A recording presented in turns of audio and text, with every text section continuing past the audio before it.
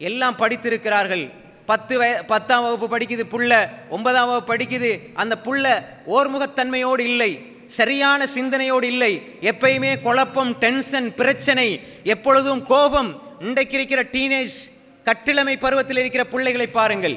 13, 15, 17 வயதில் இருக்கிற பிள்ளைகளை பாருங்கள்.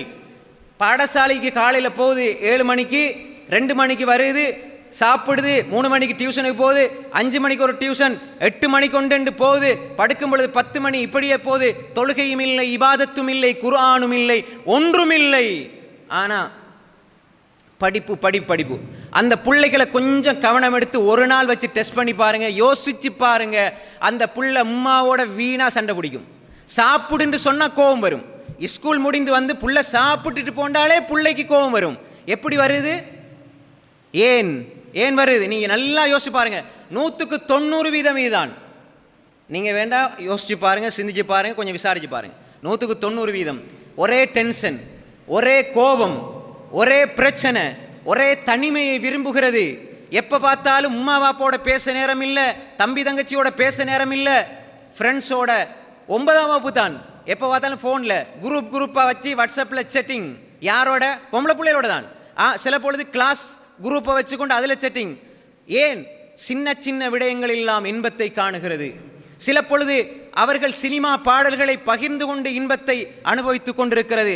ஆனால் பிள்ளைகளிடத்தில் தாய்மார்கள் தொழுகை எதிர்பார்ப்பதில்லை, இபாதத்தை எதிர்பார்ப்பதில்லை.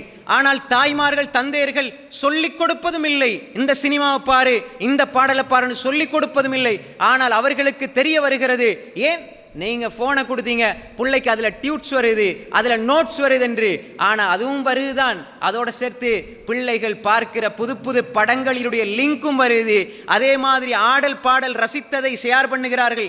இந்த நாட்டில் தெரியாத விடயங்கள் எல்லாம், இந்த நாட்டில் இந்த மூலையில் ஒரு குரூப் இருக்குது, இந்த பாட்டு குரூப் இருக்குது, இதெல்லாம் ஷேர் பண்ணப்பட்டு 8-10 வயசு பிள்ளைகளுக்கெல்லாம் எல்லாம் தெரியுது.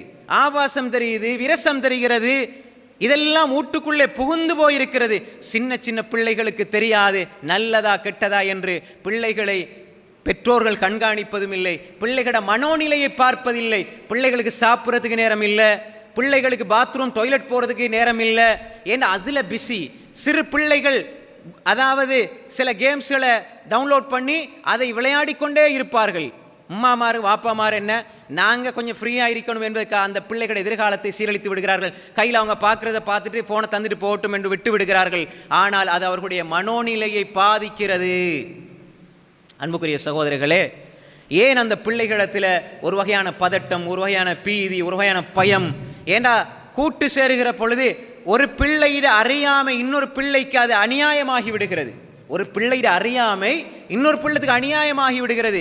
அந்த பிள்ளை பார்த்த இஸ்லாத்தில் இல்லாத பேய் பிசாசுகள், இஸ்லாத்தில் அப்படி ஒன்று கிடையாது. ஆனால் அவர்கள் பேய் படம் என்று, பிசாசு படம் என்று பார்ப்பதை அதைத்தான் ரசிப்பார்கள். அந்த பிள்ளைகள் அதை ரசிப்பார்கள். அதை ரசித்து விட்டு வீட்டிலே வந்து அல்லது பிள்ளைகளிடத்திலே பகிர்ந்து கொள்கிற பொழுது, தம்பி தங்கச்சியோடு பகிர்ந்து கொள்கிற பொழுது, கிளாஸ்ல இருக்கிற நண்பர்களோடு பகிர்ந்து கொள்கிற பொழுது, இந்த பிள்ளை தனியா டாய்லெட்டுக்கு போறதுக்கு பயம், தனியா இருப்பதற்கு பயம், சில பொழுது லேசா ஏதாவது இருட்டை கண்டால் பயந்து விடுகிறது, மனப்பயம் ஏற்படுகிறது. பல கோல் வரும், கேட்டா என்ன புள்ள பயந்துருச்சு, மொட்டை மாடிக்கு போச்சுது, புள்ள உடுப்பெடுக்க போச்சுது, 3 மணி பகல் நேரம் எதையோ பார்த்துது, பயந்து அழுகுது, என்ன செய்யறதுன்னு ஓடி வராங்க. என்ன செய்யறது?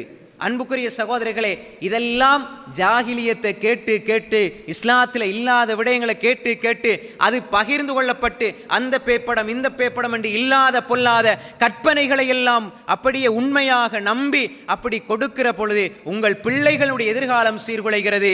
உங்களுடைய பிள்ளைகளுடைய தோழர்கள், நண்பிகள் ரெண்டும் மாறி மாறி இருந்தால் அது ஹராம்.